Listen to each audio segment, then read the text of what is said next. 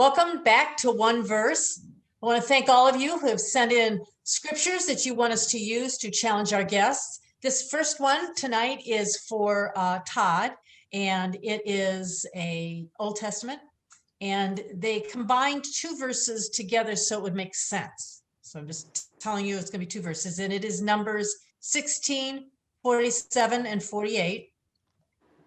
And that says, so Aaron took the burning censer as Moses commanded and ran into the midst of the congregation. And behold, the plague was begun among the people, and he put on the incense and made atonement for the people. And he stood between the dead and the living, and the plague was stayed. So Todd, that is Numbers 16, 47 to 48. And as soon as you're done, then we'll have Jeff Milslegel, who's also a teacher at City on a Hill. He'll follow up with his version. So it's all yours. All right.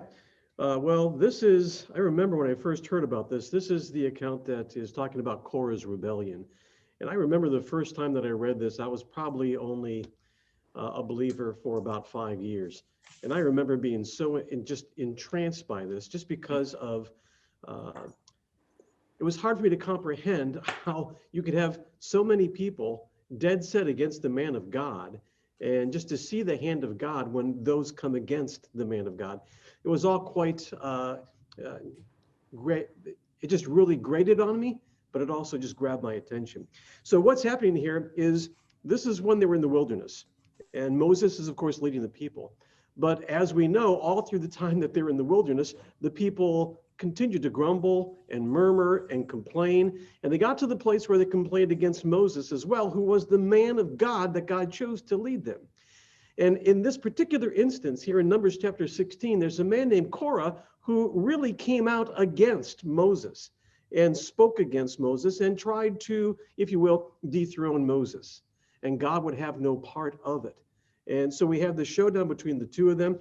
And because of that rebellion, the Bible tells us that the judgment of God was upon those who rebelled, and the earth opened up and swallowed up the entire camp of Korah and all of his followers and all of their family and all the animals that were with them. The earth opened up and just they fell into the earth, and the earth closed in over top of them. What an amazing sight that would be when you see someone who has come against God, and this is exactly what happens to them.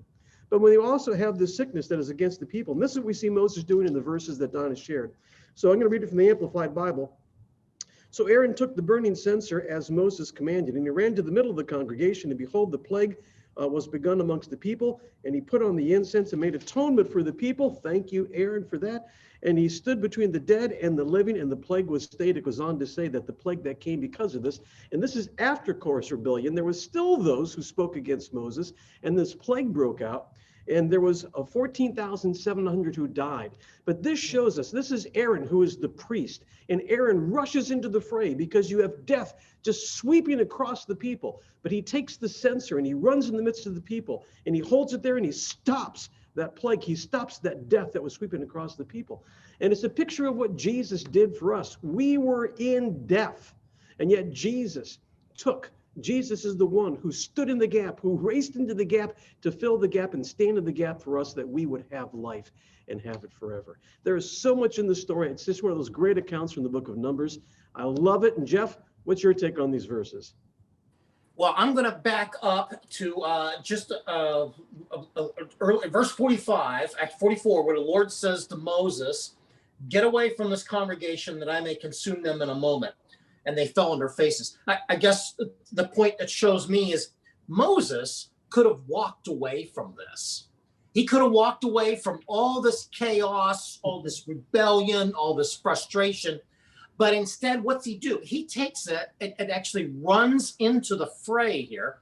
And you know, whether it's a sense of duty or love of the people, devotion to the plan of getting people into the promised land, combination of all that, Moses doesn't do the easy thing here. He does the hard thing, and he runs into this, and he puts himself between people and death. And I mean, he really is a tremendous sacrifice he's going through because he's done this, because he's doing this. And I guess what strikes me is how many times when we face opposition that it's easy for us to take the easy way out. Moses could have taken an easy way out and said, Lord, you've given me permission to go. I'm out of here. I'm done. We're going to go somewhere else. And these crazy people are going to leave him alone. But Moses doesn't. He does this hard thing, and he does this great thing where he runs in there with the incense, and he's standing between himself, the people, or excuse me, he has himself as between the people and this death, this plague that's going out here. And it always strikes me the self-sacrifice that Moses goes through and how he so easily could have run away from all this, but he doesn't.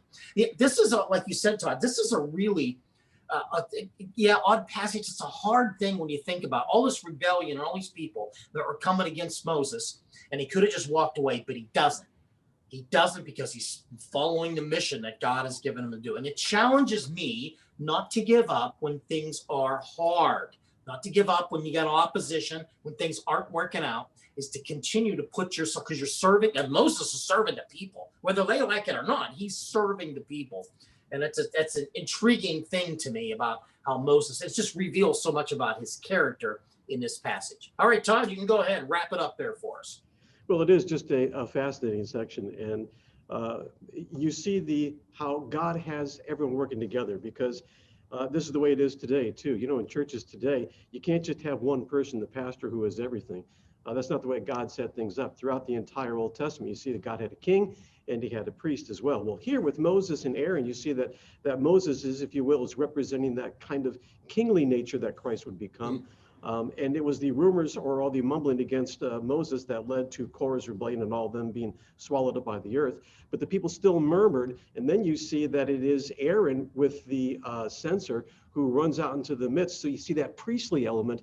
And the priests, remember, priests are the ones who sacrifice. They're kind of the go-betweens between the people and God. And they're the go-betweens from God to the people. But they're the ones who serve the people as they serve God.